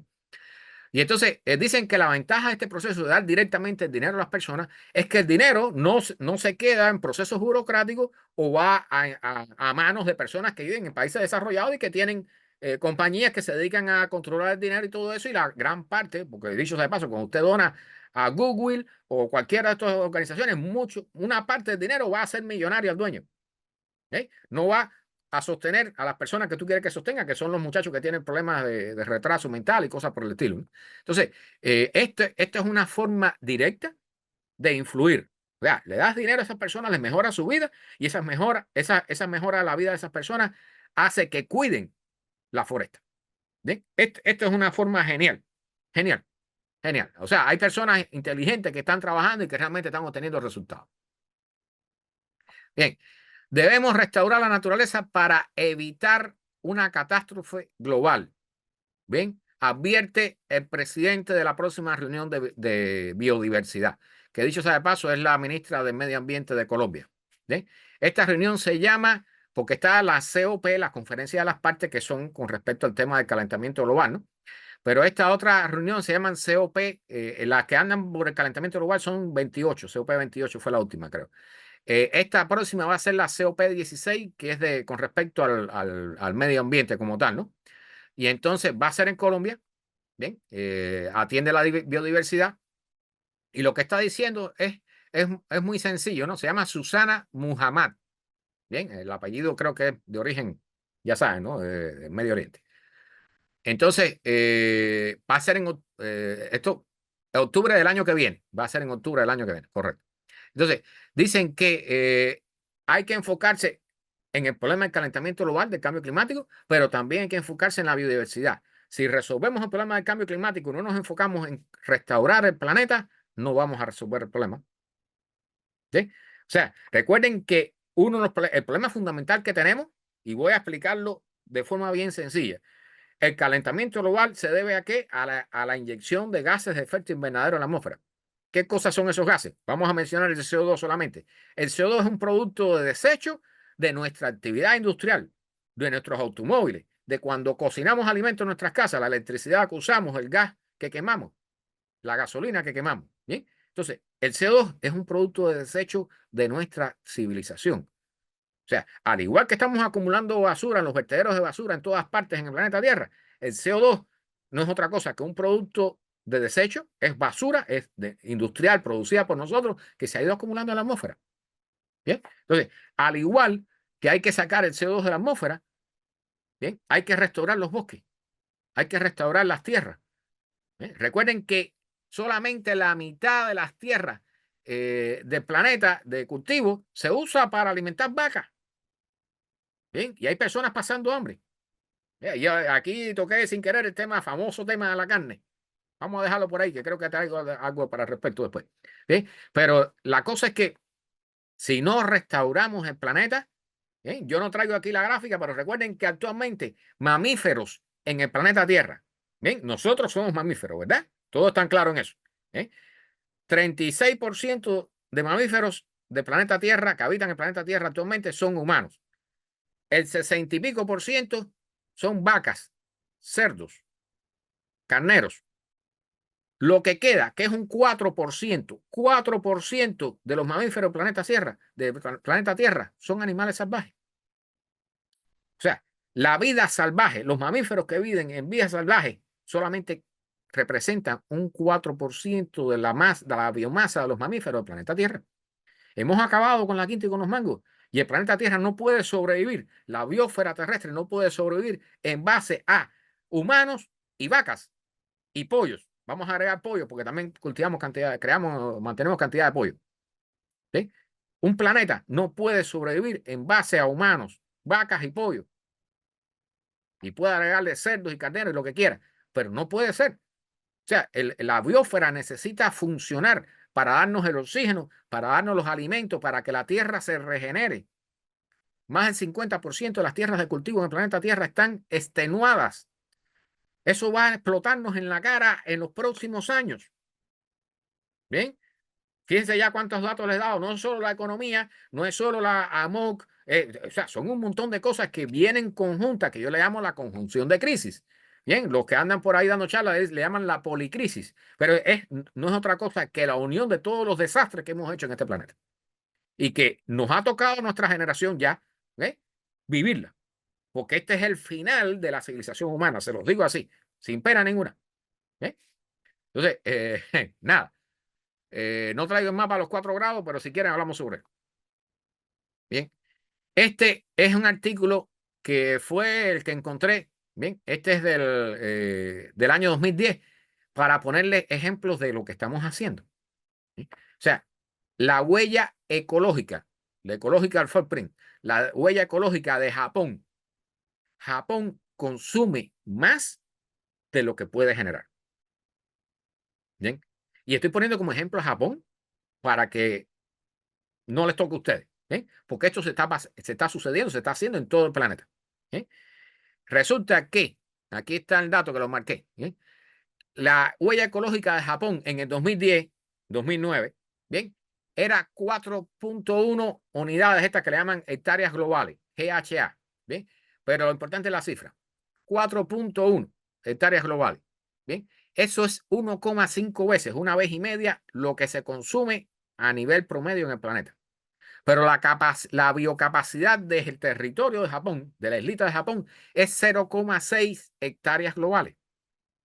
Los japoneses consumen 4,1 y solamente pueden generar como país 0,6 per cápita. ¿Qué significa eso? Que hay un 3, ¿cuánto? 3, no recuerdo si 3,8, no sé, lo que sea. Lo importante, 3,3, ¿no? 3,3 creo que hay. Ese 3,3 de consumo exagerado que ellos tienen por encima de que pueden generar, ¿de dónde procede? De la importación de todo tipo de productos, sobre todo de comida. Entonces, si todos los seres del planeta Tierra, para las cifras del año 2010, no los 8.000 millones que hay ahora, si todos los seres que habitaban la Tierra en el 2010 vivieran consumiendo lo que consumen los japoneses, se necesitarían para mantener a esa población humana 2,3 planetas como la Tierra. ¿Bien? A ver si entienden lo que estamos hablando. Estamos sobreconsumiendo los recursos del planeta. O sea, estamos consumiendo los recursos del planeta mucho más rápido de lo que el planeta puede regenerarlos. Y ese es el problema que tenemos. Y yo sé que por ahí usted escucha a la gente en la televisión, los políticos. No. Nosotros no tenemos capacidad, los humanos, no, el planeta es muy grande. Nosotros no tenemos capacidad para agotar los recursos o para hacerle daño al planeta. No, sí. Nosotros tenemos capacidad hasta para prácticamente devastarlo con toda la cantidad de bombas atómicas que tenemos y bombas nucleares. Pero con respecto a la industria y al nivel de población y al sobreconsumo, estamos acabando con el planeta. Repito el ejemplo de las bacterias. Bien, cojan un plato de cultivo, le echan agua con azúcar allí, alimento para bacterias. Si ponen una bacteria allí, ¿qué es lo que va a hacer? Se va a multiplicar, va a comenzar a comer, se va a sentir muy feliz, ha descubierto todo un territorio inexplorado y va a comenzar a tener hijos, y hijos, y hijos, y eso. Y van a comenzar a crecer la población. Y mientras haya comida, la población va a ir creciendo, pero va a ir creciendo de forma exponencial. ¿Eh? Entonces, va a llegar un momento en que van a ser tantas que se van a comer toda la comida. ¿Y qué va a pasar? Se mueren. Así es como funciona la naturaleza.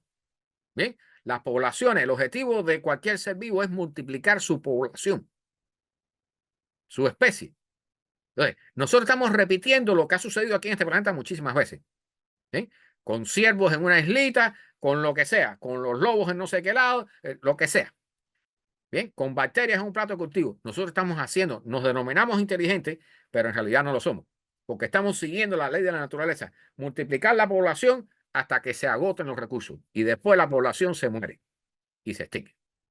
Nosotros estamos en ese camino. Nosotros estamos a 2 minutos del reloj que marca las 12 de la noche. ¿Bien? Entonces, estas cifras se las traía de Japón para que tengan una idea, porque esto sucede en todos lados. Japón, si no importa comida, se mueren de hambre. Si se acaba el petróleo en el planeta de momento, más de la mitad, si no son las 3/4 partes de los japoneses, se van a morir de hambre, porque ellos no tienen capacidad para multiplicar, para producir toda la comida y los recursos que necesitan. ¿Por qué la Tierra? ¿Por qué los seres humanos? ¿Por qué la humanidad ha podido llegar a las cifras que hay actualmente? Porque cada barril de petróleo representa la energía que produce un trabajador humano en 4 años de trabajo. Nosotros estamos produciendo cantidades enormes de alimentos y de productos y todo eso por la energía casi gratis que nos da el petróleo. Entonces, cuando tú tienes la posibilidad de multiplicarte y multiplicarte y multiplicarte sin freno porque tienes recursos de sobra, llega un momento que se te acaban los recursos. Es como si tú tienes la cuenta de ahorro en el banco y empiezas a sacar y a sacar y a sacar y a vivir sabroso y a comprarte un Maserati y un avión y un helicóptero, no sé, se te acabó la cuenta y vas a tener que venderlo todo y morirte de hambre. Ese es el camino que nosotros llevamos. ¿Bien? La mala noticia no es para nosotros, la mala noticia es para nuestros hijos y nuestros nietos. Bien, aquí yo marqué que aquí lo dicen, no, a partir de 2009 la huella ecológica de Japón sigue empeorando todavía. Bien, ha declinado un 16%. O sea, en la medida que la población va creciendo, que dicho sea de paso, ya la población mundial va dando señales de que va a comenzar a disminuir. Los japoneses están en ese proceso. Los japoneses han llegado a un punto donde los adolescentes no quieren tener sexo, no quieren saber de sexo, los jóvenes no quieren tener sexo. O sea, para que vean por dónde andamos. Bien. Derretimiento del permafrost. Recuerden, el permafrost es suelo congelado durante más de 2 años. Bien, suelo congelado que lo hay donde en Siberia, Canadá, el norte de Canadá, Alaska, bien, ciertas zonas de América del Sur, ahí pegadito a Tierra del Fuego, por ahí abajo, bien, pero fundamentalmente está en el hemisferio norte. Bien. Entonces, había el temor que yo he mencionado aquí varias veces, de que el derretimiento del permafrost fuera lo que se llama un tipping point, un punto de no regreso, un punto de inflexión. O sea, ¿qué cosa es eso? Un punto a partir del cual un sistema cambia a tal punto donde ya no hay vía posible para llevarlo de regreso al estado anterior. ¿Sí? Una persona después que se muere ya no la puedes revivir. Un vaso que se rompió, ya tú no lo puedes volver a armar. Un huevo que se te cayó al piso, tú no lo vas a poder volver a llevar a como era, ¿verdad? Ese es un punto de inflexión, ese es un tipping point. ¿Eh? Entonces, igual, la famosa gota que llena el vaso, un vaso que está lleno y llega un momento que cae una gotita y entonces se empieza a salir. Bueno, ese es un tipping point. ¿Eh? ¿Cuál es el problema con el permafrost? El permafrost, dicho sea de paso, el permafrost, como se está derritiendo, pues en Alaska, en Siberia, que a nadie le importa, porque bueno, los que viven en Siberia, ya el problema de ellos, ¿no? Pero los que viven en Canadá, en el norte de Canadá, pero sobre todo en Alaska, eh, el permafrost, como es un suelo derretido, es un suelo congelado, cuando se derrite, pierde su estructura, pierde su solidez. Así que las carreteras que se fabricaron encima de ese suelo, ¿qué le va a suceder? Se van a desbaratar. Los edificios se empiezan a romper porque pierden los cimientos. Las casas se empiezan a hundir de un lado o del otro porque el suelo se va hundiendo, porque deja de estar congelado, deja de ser sólido. ¿Bien? Entonces, ese no es el peor problema. El peor problema es que debajo de ese suelo congelado, allí abajo hay congelado todo tipo de materia orgánica, plantas, animales, ¿bien? Que existieron en la Tierra hace 10.000, 20.000, 50.000, 100.000, 150.000 años o más. Y llevan allí 100.000 años, 50.000 años congelados, sin descomponerse. Bien, entonces, ahora, como esto se está derritiendo, como el permafrost se está derritiendo, toda esa materia orgánica, las bacterias comienzan a tener acceso a ella y comienzan a descomponerla. Y cuando las bacterias descomponen la materia orgánica, generan CO2 y generan metano. Las estimaciones que hay de si se derrite todo el permafrost que hay en el planeta Tierra, ¿bien? Allí hay, debajo de eso, hay entre 2 y 3 veces la cantidad de carbono que hay actualmente en la atmósfera. Si todo eso sale a la atmósfera, díganle adiós a la vida aquí. Aquí con suerte quedarán virus y algunas bacterias. ¿Eh? Entonces, porque a nivel de calentamiento ya saben, ¿no? Porque se va a disparar el calentamiento. Bueno, había el temor de que esto fuera un tipping point, o sea, de que a partir de cierta temperatura el metano se derritiera todo de golpe y liberara de momento el CO2 y el metano y todas esas cosas.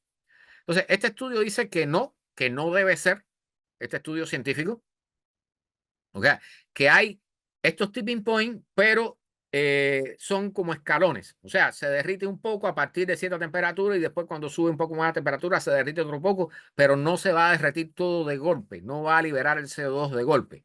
¿Sí? Esto no nos quita la responsabilidad de frenar el calentamiento. Lo que nos quita es la preocupación, al menos por ahora, si no sale un estudio que niegue esto, nos quita la preocupación de tener un calentamiento disparado, acelerado, de momento, en el planeta y que arrase con todo. ¿Ves? Entonces, esta es una buena noticia hasta cierto punto. No quiere decir que se vaya a dejar de derretir el permafrost y de que vaya a dejar de calentarse la Tierra producto de todos los gases que están saliendo de ahí. Bien. Estos videos no los voy a poner. Gorila, estos son bolas de hielo, el granizo, cayendo el gorila. Le llaman gorila porque son grandes, ¿no? Y rompiendo vidrios de automóviles y todo eso. Recuerden el estudio que les mencioné, hecho por los españoles, de que el tamaño del granizo va a crecer en la medida que más se calienta la atmósfera terrestre. ¿Cuál es el máximo tamaño teórico de los granizos que pudieran tener aquí en la atmósfera terrestre? ¿Lo recuerdan? 30 centímetros, 12 pulgadas. Un granizo de 12 pulgadas es una bala de cañón. No hay casa que soporte eso, particularmente nuestras casas aquí. Si estás dentro de un automóvil, bueno, no sé, si tienes techo de metal, puede ser que pueda sobrevivir. Este es un caso, lo voy a poner porque esto, una cosa súper curiosa, lo voy a narrar. Un hombre en bicicleta por la calle en medio de esta tormenta, tumba un árbol, el árbol tumba tendido eléctrico, pero el hombre no le da tiempo de detener la bicicleta y termina insertado dentro del árbol mientras el árbol está siendo electrocutado. Esto es una historia de terror, ¿no? Pero son cosas las que estamos viendo. ¿Bien? Y se van a ver cada vez más en el futuro. Bien, los famosos carbon offset, estas cosas que compran las compañías que le pagan a alguien para que siembre árboles, por ejemplo. Bien, entonces, eso le quita a la compañía ciertos tickets de emisiones de carbono. Vamos a explicar esto, ¿bien? De forma que lo puedan entender. O sea, toda la producción industrial genera dióxido de carbono. Entonces, las compañías van a estar obligadas cada vez a generar menos dióxido de carbono. ¿Bien? Tienen que reducir su huella de carbono. Entonces, una forma de reducirlo que se inventó hace un tiempo es que hay compañías y hay grupos que se dedican a sembrar árboles, por ejemplo, y entonces por cada cantidad de árboles que siembran, eso es equivalente a haber absorbido, se supone que esos árboles van a absorber una tonelada de CO2, y entonces esa tonelada de CO2 que van a absorber esos árboles, se la venden a una compañía que emite CO2, pero bueno, como pagó por la siembra de los árboles, pues entonces se quitó de encima la emisión de gases de esa tonelada de gas de CO2. ¿Ven? Entonces, lo que están diciendo este estudio de los científicos es que estos tickets de carbono son basura. En su gran mayoría son basura. ¿Por qué? Entre otras cosas, mencionamos el estudio al inicio, o sea, los bosques van a dejar de absorber carbono y van a comenzar a emitirlo. Cuando siembras árboles, como los sembramos nosotros, de forma súper eficiente, los árboles cada 1 metro cuadrado por ahí para allá y todos del mismo tipo, eso no es un bosque. Eso no funciona como un bosque. Eso no va a absorber CO2. ¿Ves? Esos árboles, cuando se mueran, dentro de 10, 20 años, van a devolver el CO2 a la atmósfera. Y se fue al, ya saben a dónde. ¿Ven? Eso si no, hay un incendio y se queman todo. Y ese carbono vuelve a la atmósfera. Entonces, todo esto no es otra forma que burla. Una burla frente a la opinión pública, una burla a cada uno de nosotros por parte de las grandes corporaciones, por parte de los gobiernos que se están riendo en la cara y no están resolviendo ningún problema. ¿Sí? Dicho sea de paso, se lo voy a decir así, una de las vías para aquel que quiera tomarlo en cuenta, es un consejo fácil. Tú quieres contribuir a reducir un poco, un poquito mínimo, las emisiones de carbono tuyas. Mira, no manejas a más de 60 millas en las autopistas, no más de 100 kilómetros por hora. Cuando tú pasas de 60 millas o 100 kilómetros por hora, tu automóvil tiene que hacer más resistencia, o sea, el aire le hace más resistencia, tiene que hacer más fuerza y gasta más combustible. Entonces produces más CO2 por el tubo de escape. ¿Bien? ¿Cuál es el problema de esta idea? Yo estoy tratando de manejar a no más de 60 millas, a veces manejo a 50 si puedo. ¿Bien? Pero si llega un político y dice, vamos a implantar un límite de 60 millas en todas las autopistas, ¿qué van a hacer la gente? Van a votar para sacar a ese político del puesto y poner otro que diga que sí, puedes viajar a 80, no hay problema. ¿Bien? Y ese es parte del problema que tenemos. Nos estamos burlando, en primer lugar, la gran mayoría de las personas que habitan aquí en los Estados Unidos, en Europa, en países, en todos los países, la gran mayoría no tienen idea de lo que se avecina. La gran mayoría no tiene idea del problema que tenemos y la gran mayoría no tiene idea de cómo hay que solucionarlo. Y por tanto a la gran mayoría no le importa. Si el político le dice, vamos a sacar una ley que hay que consumir menos carne, hay que reducir la velocidad en las autopistas, hay que reducir el uso de los automóviles privados, lo sacan, ¿verdad? Bueno, esto es eso. ¿Ves? No es otra cosa que corporaciones burlándose y gobiernos, miembros del Senado, de los congresistas, de todos niveles, gobernadores, alcaldes, lo que sea, burlándose de las leyes para meterse dinero en el bolsillo y continuar haciendo negocios igual que como hemos hecho hasta ahora. Y recuerden que si continuamos con el business as usual, que es como se le llama, el modelo de seguir los negocios como lo estamos haciendo, ¿qué va a hacer? ¿Qué va a suceder? Vamos a llegar a 3,8 y vamos a llegar a 4,5 y a 8, no sé cuántos grados Celsius de calentamiento y vamos a acabar con la vida en la Tierra. Bien, no solo con nosotros, porque con nosotros o sea, antes de que nosotros nos vayamos, se van a ir casi todas las especies animales. Bien, los incendios de Canadá. Se acaba de medir. Recuerden que mencioné la cifra al inicio. El año pasado en Canadá se quemó una superficie de bosque equivalente a la superficie de Francia, de un país europeo. ¿Bien? Bueno, la cantidad de gases de efecto invernadero liberado en los incendios de Canadá el año pasado, escuchen esto, 647 millones de toneladas de CO2. 647 millones de toneladas de CO2 liberados en los incendios en los bosques de Canadá del año pasado. ¿Bien? ¿Saben cuánto es eso? ¿Bien?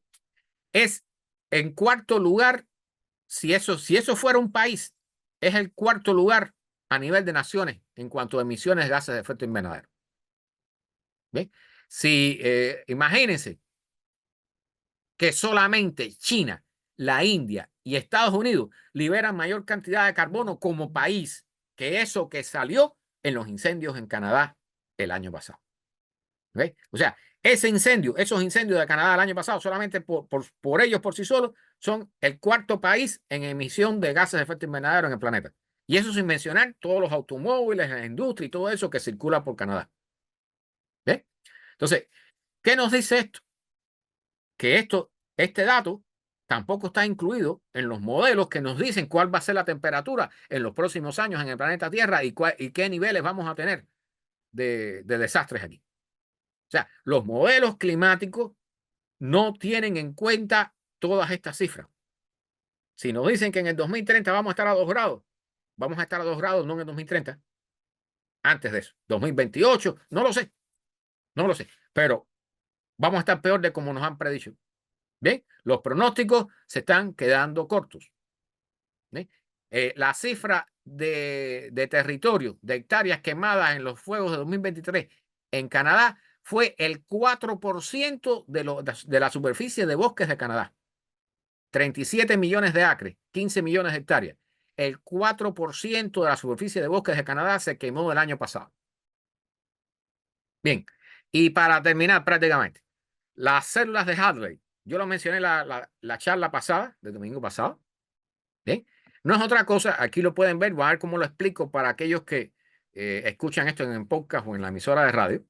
Bien, la atmósfera terrestre se divide en zonas, o sea, la zona tropical que está cerca del Ecuador, allí el aire se calienta, sube, bien, y como sube y está caliente, también lleva humedad, y ahí se generan lluvias. Esa es la famosa zona intertropical, de convección intertropical. ¿Bien? Ahí se generan las lluvias. Ahí está, por ejemplo, la Amazonas, las grandes selvas de África. Bien. Entonces, esa zona, ese aire que sube allí, viaja cerca de la estratosfera, en la parte superior de la troposfera, y comienza a bajar a unos 30 grados de latitud. ¿Bien? Tanto norte como sur. Y entonces, cuando baja allí, lo que baja es un aire seco. Y allí se generan cosas como los desiertos, por ejemplo, aquí de Nevada, Arizona y esas cosas.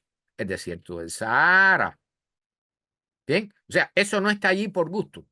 Es una consecuencia de la estructura de la circulación en la atmósfera. Eso está comenzando a cambiar. Las células de Hadley, que son las que nos interesan a nosotros, que tienen que ver con el Caribe, bien, la parte norte de América del Sur, América Central, el sur de los Estados Unidos, el sur de Europa, bien, se están ampliando las células de Hadley. Y eso implica que va a haber sequía en el sur de Europa, que ya sabemos que la hay, ¿verdad? Porque me imagino que ya sepan que el aceite de oliva está subiendo de precio, ¿verdad? Los vinos que proceden de allá van a subir de precio porque cada vez van a perder más los cultivos. Bueno, lo que me importa tocarles hoy sobre este tema es que se avecina una semana, bueno, no, en realidad no una, 2 semanas de lluvias intensas en el desierto del Sahara. La pregunta que hace en este artículo, ¿no? ¿Se ha vuelto loca la atmósfera? No, no, no, no, no, no, no. La atmósfera no se ha vuelto loca. La hemos vuelto loca nosotros. Bueno, la cosa es que, y aquí, no sé si aquí había un video que creo que no sé si se corre. Bueno, aquí está la predicción que dan los modelos de la cantidad de agua que va a caer en la zona este no, oeste del Sahara. ¿Eh? O sea, imagínense que en el Sahara llueve 1 pulgada de lluvia al año, como promedio. Bien, en 15 días van a caer 10 pulgadas por lo menos. O sea, en 15 días, en 2 semanas, en esa zona del Sahara van a caer el agua de 10 años. ¿Por qué? Porque estas células de Halley, la zona de interconvergencia tropical famosa, se está moviendo hacia el norte en el hemisferio norte. Bien, eso va a alterar los patrones climáticos y meteorológicos en la zona. Bien, y yo sé que van a decir que bueno, caramba, va a llover en el desierto. Las casas de las personas que viven allí en esa zona del desierto son casas de barro. Si les caen 50 litros de agua por metro cuadrado, las va a derrumbar. Va a desaparecer las casas. Así de sencillo. Bien, pero bueno, como yo sé que a la mayoría de la gente no le importa lo que le pasa al que vive en el Sahara, bien, vamos a hablar en otros términos prácticos que yo sí sé que sí les importa. Bien, esto va a alterar los patrones del sur de Europa, que como mencioné en programas anteriores, ya Sicilia se está desertificando, ¿verdad? Bien, el sur de Italia, el sur de España, todas esas zonas se están desertificando. Grecia, ¿bien? No por gusto tienen los incendios que tienen. Toda la producción de alimentos en la zona está decayendo y va a decaer más. Y en la medida que la célula de Hadley se extienda más hacia el norte, la zona de desertificación se va a ir extendiendo hacia el norte. Y eso va a ocurrir también aquí en los Estados Unidos. ¿Veis? No piensen que eso va a ser cuestión de Europa solamente. ¿No es? Entonces, vayan apuntando porque los datos que están saliendo, ¿bien? Aquí dicen que en las zonas limítrofes del desierto, el modelo prevé que la lluvia aumente un 500% y en algunos casos hasta el 1000% de la precipitación normal. Dice los científicos, lo que estamos viendo o lo que vamos a ver es totalmente excepcional. Cuando usted escuche la frase, algo fuera de lo normal, algo sin precedentes, una cosa que ocurre una vez cada 500 años está ocurriendo una vez cada 5. Cada vez que usted escuche esas frases, lo que vemos es totalmente excepcional. Piense en el cambio climático. Acá, calentamiento global. Bien, entonces, nada, esto vamos a ver qué sucede allí. Ahora, ¿cuál es el problema con respecto a los que vivimos acá en la Florida y en el Caribe? Bueno, que se va a acabar el polvo del Sahara. Porque si todo eso se vuelve un fango allí, la cantidad de agua que va a caer va a ser enorme. Bien, olvídense del polvo del Sahara. Así que debe aumentar la producción de ondas tropicales que generan huracanes para acá, para esta zona. ¿Bien? Recuerden que aquí todo está interrelacionado. Dice Girard que ahora mismo el río Amazonas está seco en un 50%. El año pasado en el río Amazonas se tuvieron que rescatar a 150 delfines del Amazonas porque no tenían dónde nadar. Se estaban muriendo porque que estaban en unos charcos fangosos. O sea, el problema es a nivel global. ¿Bien? Y tiene que ver todo con lo que estamos haciendo nosotros. O sea, cada vez que cortamos árboles, cada vez que producimos plástico, cada vez que inyectamos gases de efecto invernadero en la atmósfera, todo lo que hacemos afecta al planeta. Y mientras más población humana tenemos, más lo afectamos. Entonces, fíjense cómo les he dado datos, ¿ve? Para que vayan reuniendo y teniendo una idea. No sé si será en el 30, en el 50, en el 70, en el 100, pero viene un problema bien serio para el futuro de la humanidad. El artículo final que les traigo aquí, esta es la famosa zona intertropical, bien, que no es otra cosa, esta línea que no es muy exacta, no es una línea recta, bien, que pasa por el Amazonas, pasa por los grandes bosques de África, la zona donde está el famoso monzón de la India y el sur de la India, de la China y todo esto, y el norte de Australia, bien, y las Filipinas y todo eso. Bien, todo eso se va a desplazar hacia el norte y hacia el sur. Y en el centro va a comenzar a dejar de llover poco a poco. Bien, entonces, esto va a ser un soberano desastre, pero bueno, son las cosas que nosotros hacemos. Y todavía nos preguntamos, aquí hay otra imagen que explica también cómo es la circulación. Aquí tienen la célula de Hadley, ¿bien? Que es la que está más cerca del Ecuador. Hay otra célula similar en la zona media, que es la célula de Ferrer, y hay una que está cerca de los polos, que es la célula polar. ¿Bien? Todo eso está funcionando en la atmósfera y nosotros no nos damos cuenta. ¿Bien? Pero todo eso determina los patrones de sequía y lluvia. Esta página que se llama Señales Climáticas es la última que quería mostrarles. Miren, aquí hay varios puntos, ¿no? Los sistemas terrestres, el calor, la sequía, los fuegos, los huracanes y las inundaciones. Todos estos son los desastres climáticos que nos están tocando ya, pero que van a ser peores en el futuro. Aquí están resumidos todos los puntos de cada uno de estos desastres y usted puede darle clic y leer sobre ese tema. O sea, la muerte de los corales, el decline en la cantidad de hielo en los casquetes polares, el aumento, y esto es algo que está muy en onda ahora, ¿verdad? El aumento de las infecciones de parásitos, bacterias y virus en las poblaciones y que se están moviendo cada vez más hacia el norte porque las temperaturas están siendo más altas. ¿Bien? Están viendo los últimos casos que hay aquí en los Estados Unidos de infecciones, esas que personas que están muriendo por picadas de mosquitos y eso. De eso se está hablando ahí. Amplificación ártica, movimiento del hábitat, ¿okay? Que eso es otra cosa que hemos tocado aquí en otra charla. Bien, de las flores que florecen antes de que lleguen, como estaba más caliente el clima, pues las flores florecen antes y entonces las aves que migran, bien, que llegaban en la época en que florecían normalmente las flores, cuando llegan ya las flores se murieron, los insectos ya no están y las aves no tienen insectos para comer. Todo eso está pasando a la misma vez aquí en el planeta Tierra. ¿Bien? Derretimiento del permafrost, debilitamiento de la corriente del Golfo y de la MOC, ¿bien? Entonces, incremento de los riesgos de tornado, los eventos del Niño, aumento del nivel del mar, ¿bien? Hay un montón de cosas. Este del calor, aquí yo les invito a revisar esta página solamente, sobre todo aquellos que tienen hijos, ¿bien?